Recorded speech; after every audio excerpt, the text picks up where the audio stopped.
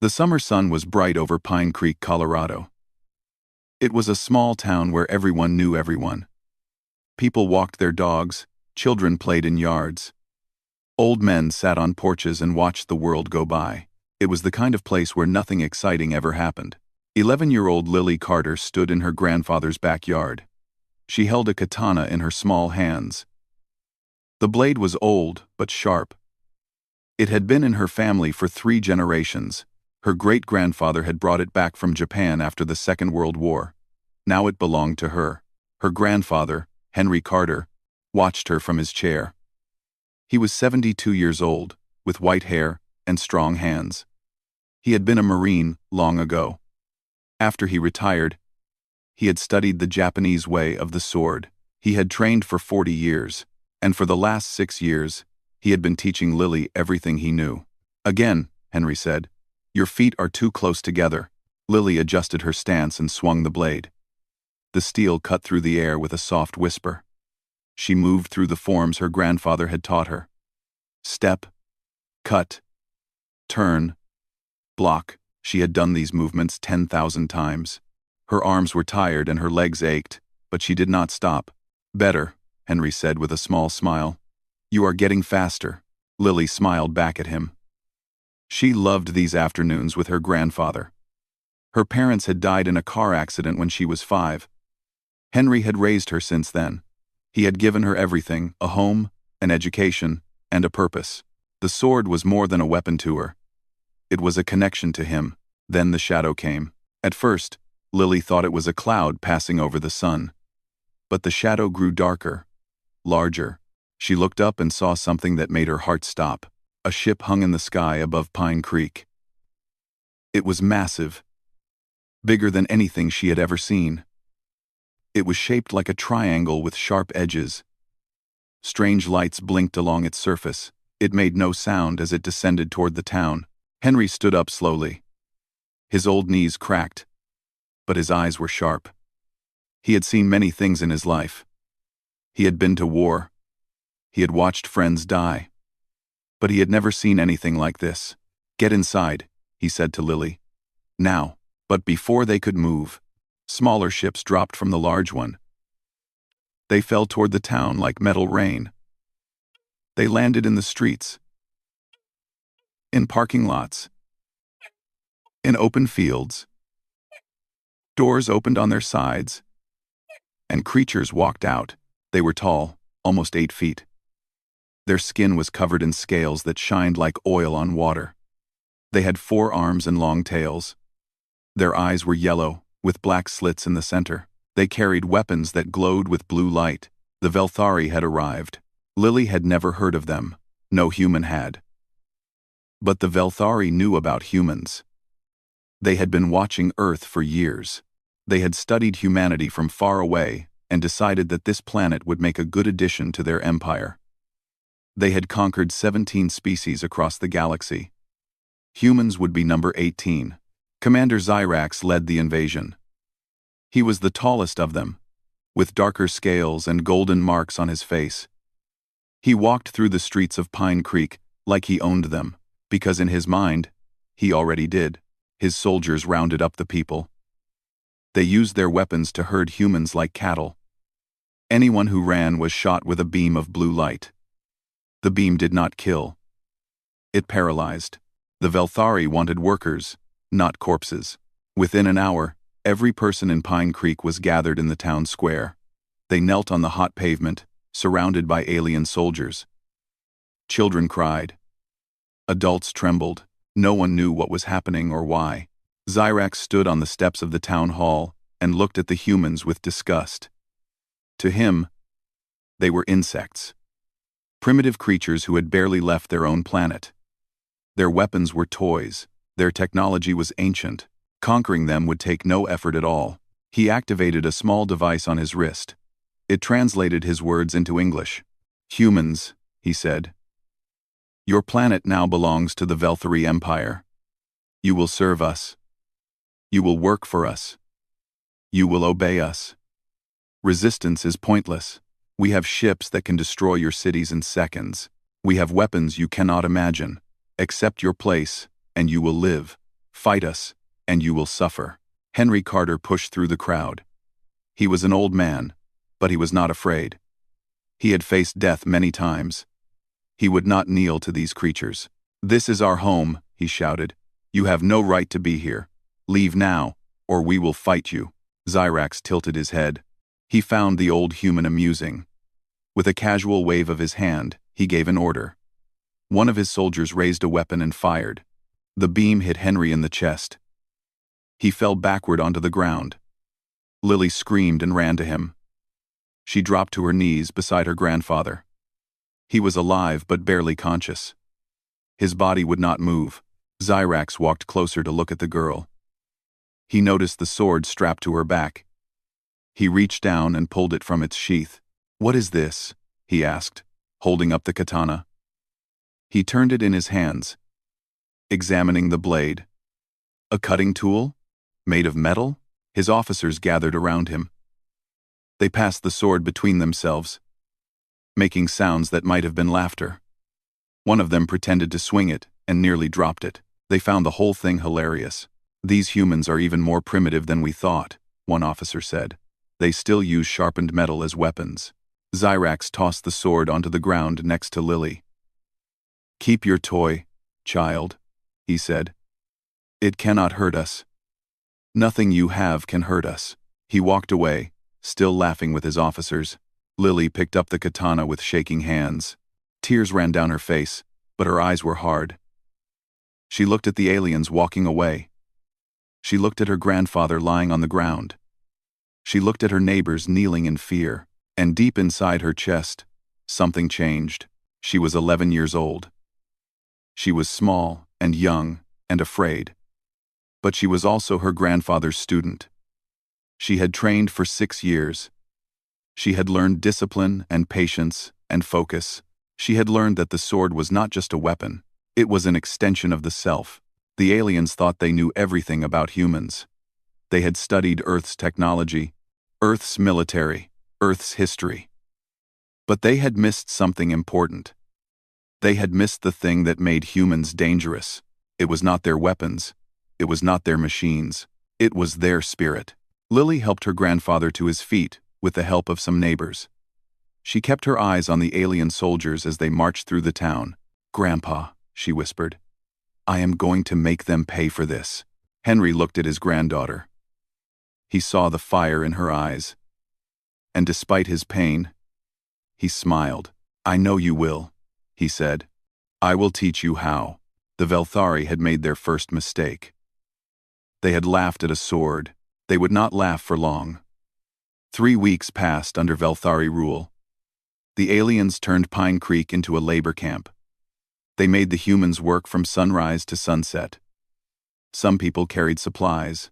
Others built structures for the aliens. A few were taken away to other camps and never seen again. The Velthari set up their command center in the town's high school.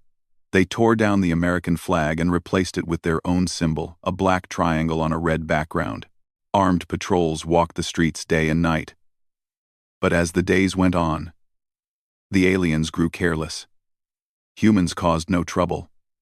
Humans had no weapons. Humans were harmless. This was exactly what Lily wanted them to think. She cared for her grandfather in their small house at the edge of town. The alien weapon had damaged his body badly. He could walk, but only with help. His hands shook when he tried to hold things. The doctors said he might never fully recover, but his mind was still sharp. And every night, when the alien patrols passed by their street, Henry taught Lily in the basement. The lessons were different now. Before the invasion, he had taught her the art of the sword, the beauty of it, the tradition. Now he taught her something else. He taught her how to fight, how to kill, how to survive. "Forget the forms," he said one night, watching her practice in the dim light of a single lamp. "Forms are for competitions. You are not going to compete.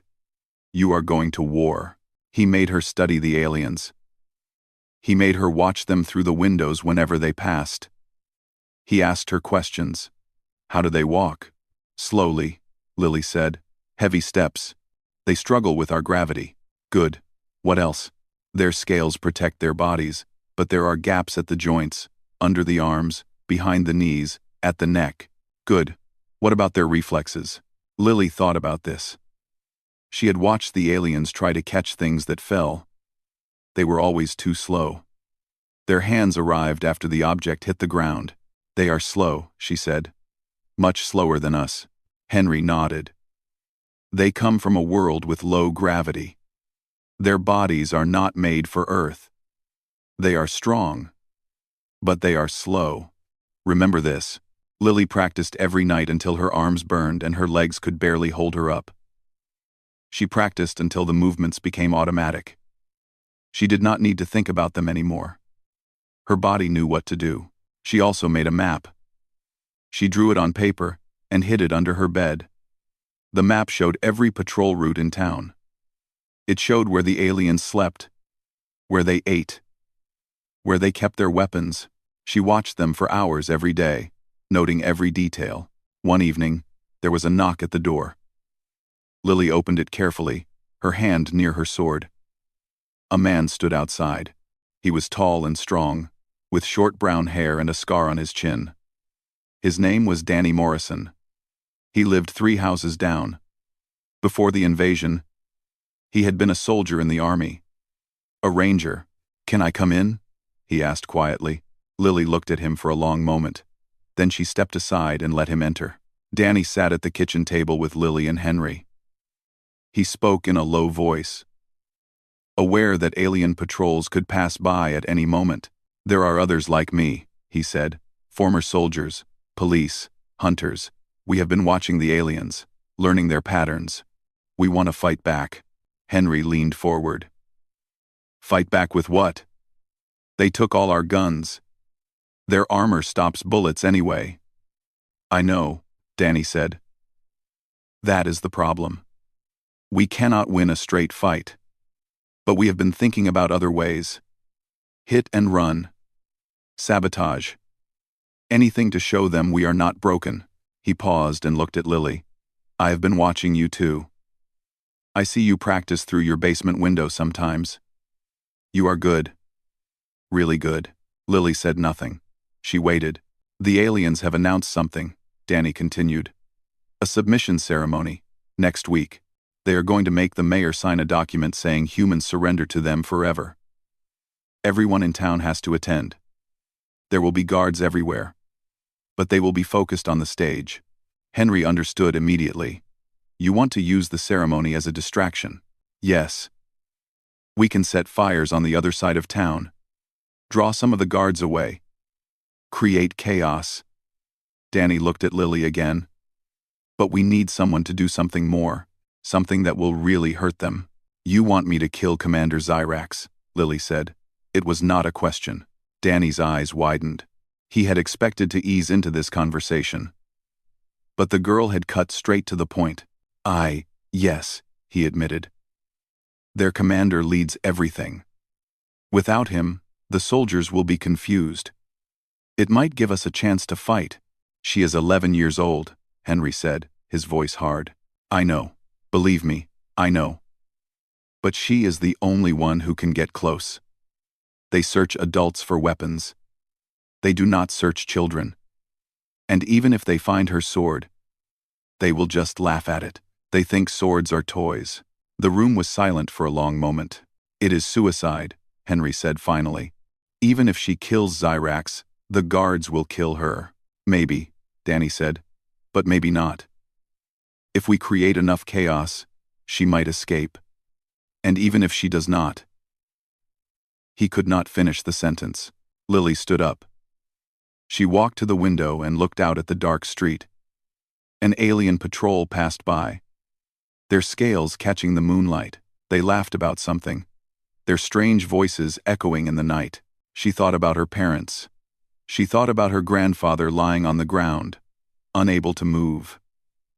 She thought about her neighbors working like slaves, their spirits crushed a little more each day. Then she thought about the look on Commander Zyrax's face when he had thrown her sword on the ground, the contempt in his eyes, the absolute certainty that humans were nothing. She turned back to Danny. "I will do it." Henry tried to protest. but Lily silenced him with a look. It was a look he had never seen on her face before. She was not a child anymore. The invasion had changed her into something else. "Teach me everything you know about their command structure," she said to Danny. "And you?" she said to her grandfather. "Teach me how to fight multiple enemies at once." For the next 7 days, Lily trained harder than she had ever trained in her life. Danny taught her about military tactics. Henry taught her about combat. She slept only 4 hours a night and spent every other moment preparing. The submission ceremony was coming, and so was Lily Carter. The morning of the submission ceremony arrived with gray clouds and heavy air. A storm was coming. Lily could feel it in her bones as she got dressed in the darkness of her room. She wore simple clothes, a long brown coat that reached her knees, dark pants, and boots with soft soles that made no noise when she walked. Under the coat, strapped to her back, was her grandfather's katana. Her heart beat fast, but her hands were steady. Henry sat in the kitchen, waiting for her. He looked older than he had 3 weeks ago. The alien weapon had stolen something from him, but his eyes were still bright. When he saw his granddaughter, "Come here," he said softly. Lily walked to him and knelt beside his chair. He placed his hands on her shoulders. His grip was weak, but she felt the love in it. "I taught you everything I could," he said. "The sword, the movement, the focus. But there is one more thing I need to tell you. The most important thing." She waited. "Fear is normal," Henry said. "Everyone feels fear. But fear does not control you. You control it. When you face those aliens today, they will try to make you afraid. They will try to make you doubt yourself. Do not let them. Remember who you are. Remember what you fight for." Lily nodded. She could not speak. Her throat was too tight. "And one more thing," Henry added. "Come home. Whatever happens, find a way to come home." She hugged him then, holding on tight. She did not know if she would ever see him again. But she could not let herself think about that now. She had a mission. She left the house and walked through the empty streets toward the town square. The ceremony was set for 10 o'clock in the morning. By 9, every human in Pine Creek had gathered in the square. The aliens forced them to kneel in rows, facing a large wooden stage. Armed guards stood at every corner, their weapons ready. Commander Zyrax arrived at exactly 10. He walked onto the stage with 6 of his elite soldiers. They wore special armor that was thicker and darker than the regular troops. These were his personal guards, the best fighters in his army. The mayor of Pine Creek was already on stage. He was an old man named George Campbell. His hands shook as he held the document that would sign away humanity's freedom. Tears ran down his face, but he did not resist. What could he do? The aliens would kill everyone if he refused. Lily moved through the crowd slowly. She kept her head down and her movements small. She was just another scared child in a sea of scared humans. No one noticed her. At exactly 10 minutes past the hour, Danny's distraction began. An explosion lit up the eastern sky. Fire and smoke rose from the fuel depot near the edge of town. Alarms blared from the alien ships. Half the guards in the square immediately ran toward the fire. Commander Zyrax frowned but did not move. He was not worried about a simple fire. His ships could put it out in minutes. He waved his hand for the ceremony to continue. The mayor stepped forward with the document. His hand trembled as he reached for a pen. Lily was close now. Very close. She had made her way to the front of the crowd, just 10 feet from the stage. One guard stood between her and the steps. He was big, with dark green scales and a scar across one eye. She approached him calmly. "Please," she said in a small voice. "I cannot see. Can I move closer?" The guard looked down at her. She was tiny, young, harmless. He could crush her with one hand if he wanted. He made a sound of disgust and stepped aside. That was his mistake. Lily climbed the steps onto the stage. Another guard noticed her and raised his weapon, but he hesitated. Why would a child be a threat? That hesitation cost him his life. In one smooth motion, Lily threw off her coat, drew her katana, and cut through the gap in his armor at the elbow. The blade was sharp. It went through scale and muscle and bone like they were paper. The guard's arm fell to the ground. He screamed a horrible, high-pitched sound that echoed across the square. Everyone froze. Humans and aliens alike stared at the small girl, standing on the stage. A bloody sword in her hands, Commander Xyrax turned around slowly. His yellow eyes went wide when he saw his wounded guard. Then they went wider when he saw who had done it. "You," he said. "The child with the primitive weapon." "My name is Lily Carter," she said. Her voice was calm and clear. "You hurt my grandfather. You enslaved my people. And you laughed at my sword." She pointed the blade at his chest. "I am not laughing." Xyrax's shock turned to anger. He had conquered 17 species. He had crushed rebellions on a dozen worlds. He would not be threatened by a human child. "Kill her," he ordered his guards. 3 elite soldiers rushed at Lily from different directions. They were fast for Velthari, trained in combat for years. Their armor was thick and strong. They had never lost a fight. They had also never fought a human before. Lily moved like water. She ducked under the first soldier's swing and cut behind his knee. He fell. She spun and blocked the second soldier's weapon with her blade, then thrust upward into the gap under his arm. He gasped and dropped. The third soldier tried to grab her, but she was already behind him. Her katana found the soft spot at the base of his skull. 3 elite Velthari soldiers died in less than 30 seconds. The remaining guards backed away. They had never seen anything like this. Humans were supposed to be weak, slow, easy to control. This girl moved faster than their eyes could follow. Her sword found every weakness in their armor. The humans in the crowd began to stand. They had been kneeling for 3 weeks. They had been afraid for 3 weeks. But now they watched an 11-year-old girl cut down alien soldiers like they were made of straw. And something changed inside them. Hope. Commander Xyrax stepped forward. He pushed his remaining guards aside and walked toward Lily himself. He reached to his belt and pulled out a weapon, a sword of his own, but not like hers. This blade glowed with blue energy. Plasma fire ran along its edge. It could cut through steel like butter. "You have skill," Xyrax admitted. "More than I expected from your species. But you cannot defeat me. I have trained with this blade for 100 years. Lily adjusted her grip on her katana. Her hands were steady. Her breathing was slow. "My grandfather told me something once," she said. "He said, the sword does not make the warrior. The warrior makes the sword." She raised her blade. "Let us see who the better warrior is." The crowd went silent. The storm clouds above grew darker. Lightning flickered in the distance. And then, in the center of Pine Creek, a little girl and an alien commander began to fight. The plasma blade came at Lily like a bolt of blue lightning. She barely dodged in time. The energy sword passed so close to her face that she could feel its heat. It left a burning line in the wooden stage, where she had been standing a moment before. Commander Xyrax was fast. Faster than his soldiers. He had not spent 100 years training for nothing. His 4 arms gave him options that human fighters could never match.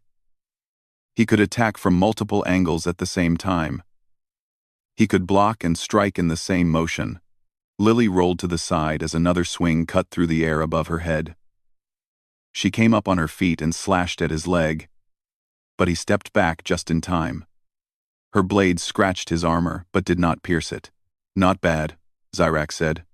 "You are quicker than my guards. But quickness is not enough." He attacked again, a series of rapid strikes that pushed Lily back toward the edge of the stage. Each swing came faster than the last. Each one forced her to block or dodge. She had no time to attack. She could only defend. The humans in the crowd watched with wide eyes. Some wanted to help, but what could they do? They had no weapons. The alien guards still surrounded them. All they could do was watch and hope. Lily's arms began to tire.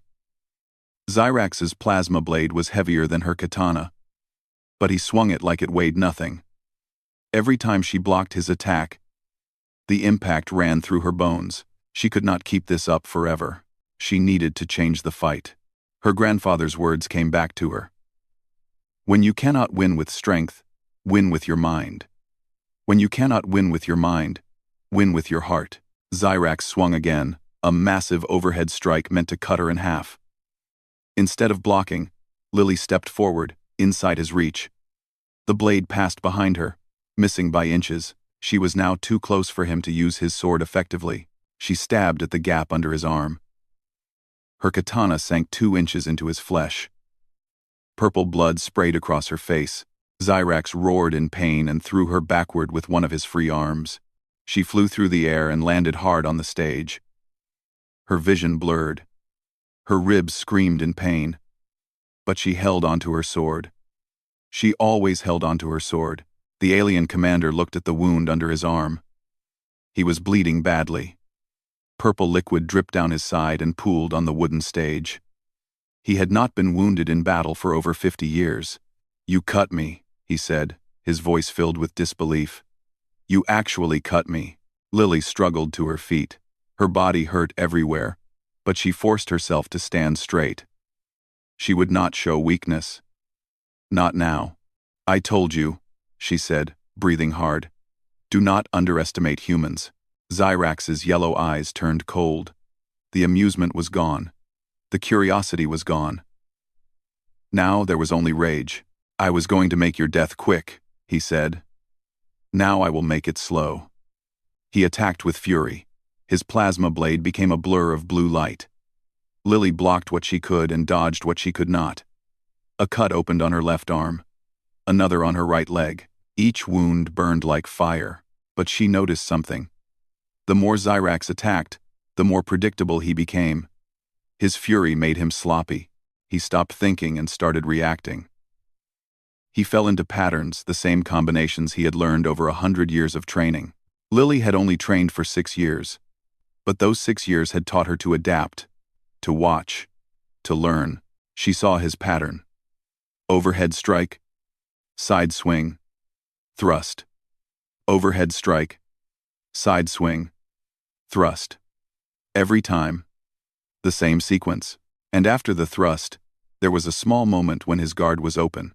Just a fraction of a second, but it was enough. Xyrax raised his blade for another overhead strike.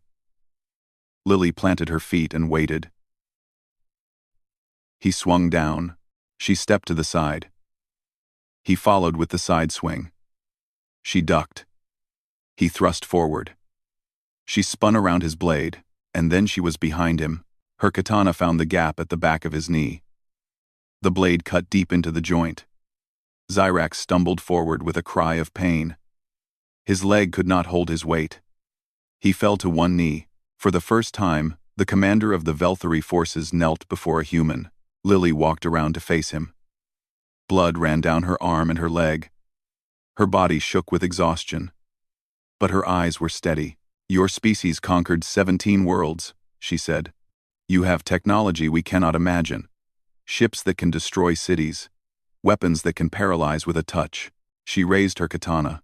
"But you forgot something important. You forgot how to fight. You forgot how to struggle. You let your machines do everything for you. And now, you do not know what to do when someone fights back." Xyrax looked up at her. For the first time in his long life, he felt fear. Real fear. The kind that comes when you realize you have made a terrible mistake. "Please," he said. "I can give you anything. Power. Technology. I can make you a ruler of your own world." Lily thought about his offer for 1 second. Then she thought about her grandfather lying on the ground, unable to move. She thought about her neighbors forced to work like animals. She thought about the children crying for their parents. "I do not want power," she said.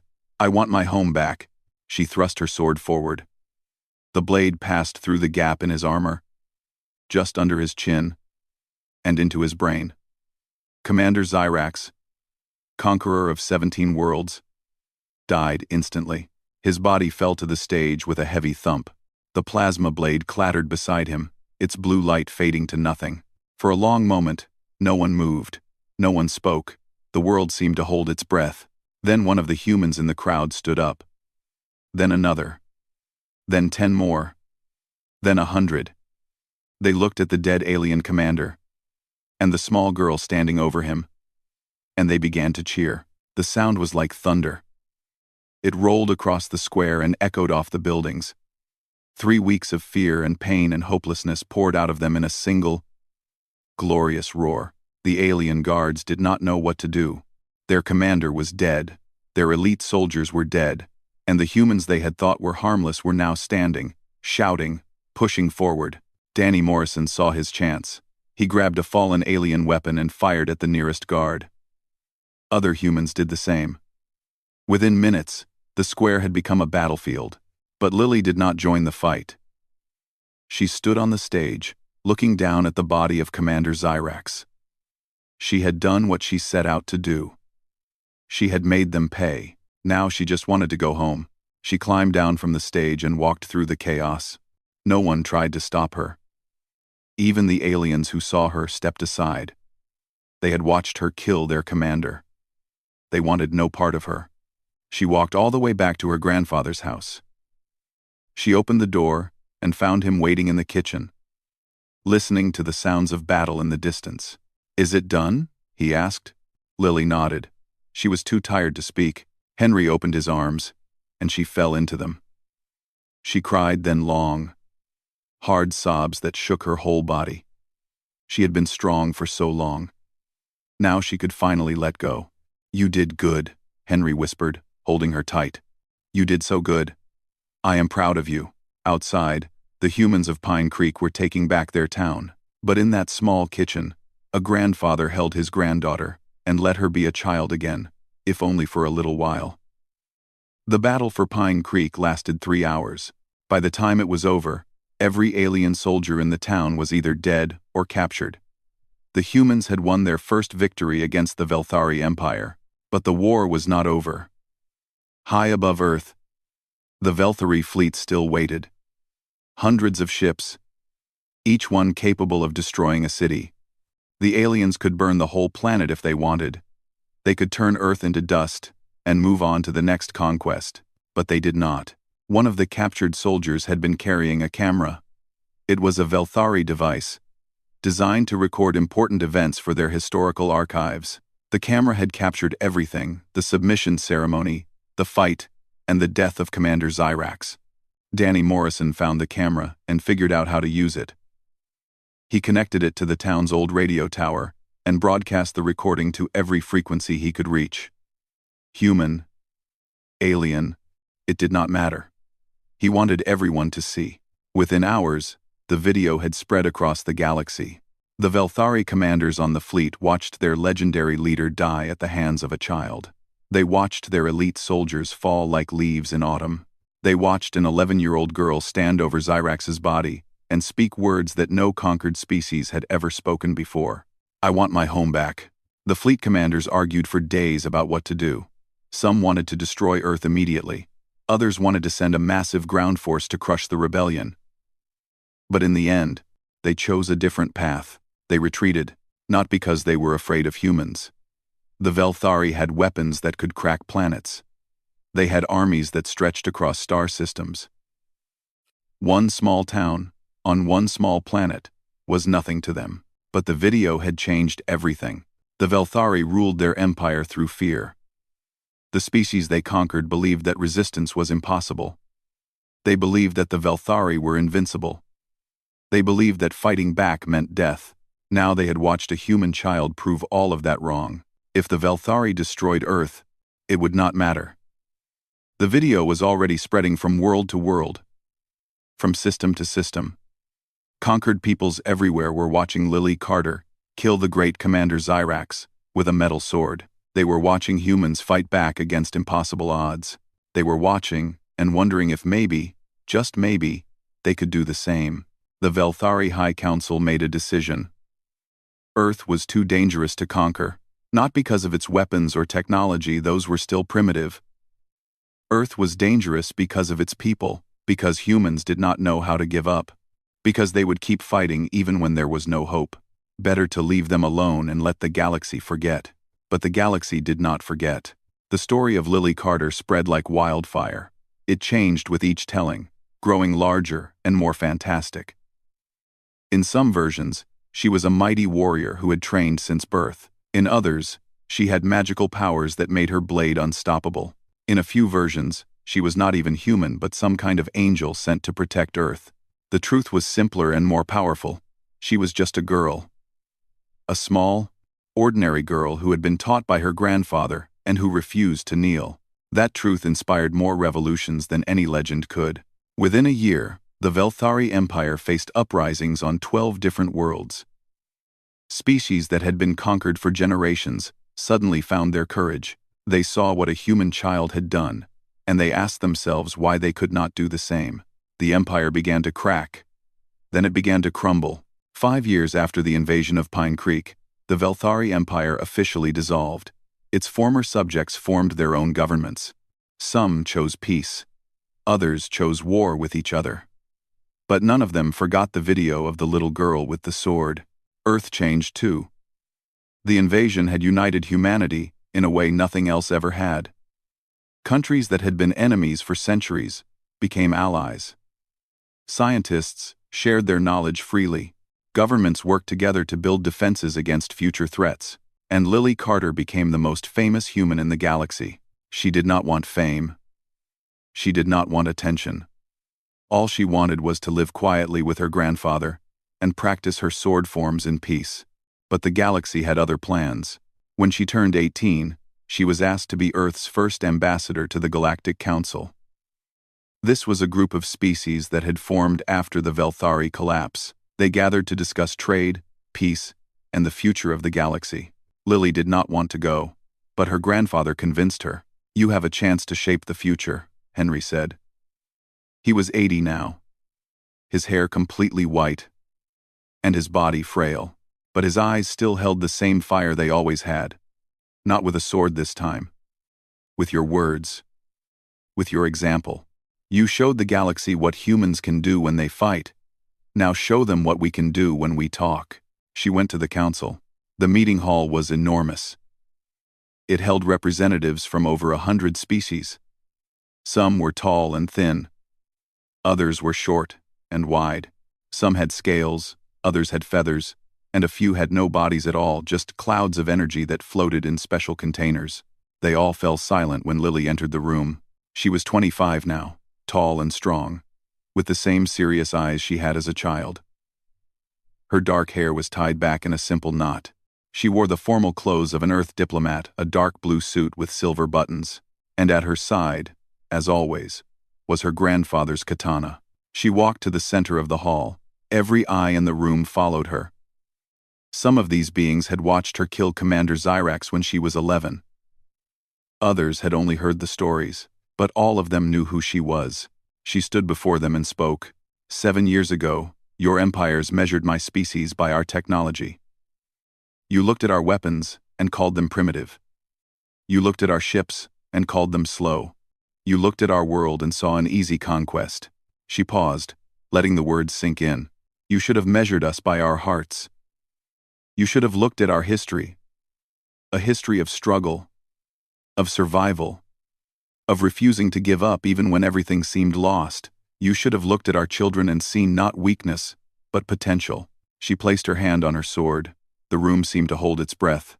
We are small. We are young. By your standards, we are still primitive. But we are human. We do not surrender. We do not kneel.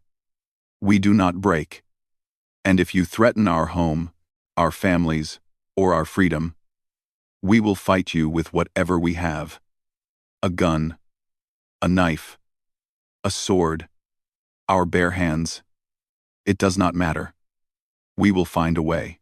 She looked around the room, meeting the eyes of each representative in turn. We come in peace. We want to trade, to learn, to grow alongside you. But let me be very clear about one thing. Her voice dropped low, and somehow that made it even more powerful. Never underestimate us again. The hall was silent for a long moment. Then, slowly, the representatives began to stand. One by one, species after species, they rose to their feet. It was a sign of respect in galactic culture, the highest honor they could give. Lily Carter, the girl with the sword, had done it again. Not with violence this time. With words. With truth. With the unbreakable spirit that made humans who they were. She served as ambassador for 30 years. She negotiated peace treaties, trade agreements, and alliances that lasted for centuries. She helped build a galaxy where different species could live together without fear. And every single day, she practiced with her grandfather's katana. Even when Henry passed away at the age of 92. Even when her own hair turned gray. Even when she became too old to fight. The sword was never just a weapon to her. It was a reminder of where she came from. A reminder of an afternoon in a backyard, when a little girl learned that true strength comes from within. A reminder that the smallest person can change the universe if they refuse to give up. When Lily Carter finally died at the age of 102, her last words were simple. "Grandpa, I am coming home." And somewhere in the great beyond, an old man with white hair and strong hands smiled and opened his arms to welcome her. The story of the girl with the sword became legend. It was told on 1,000 worlds, in 1,000 languages, for 1,000 years. And every time someone faced impossible odds, every time someone felt small and weak and afraid, they remembered Lily Carter. They remembered that humanity does not break, and they found their courage.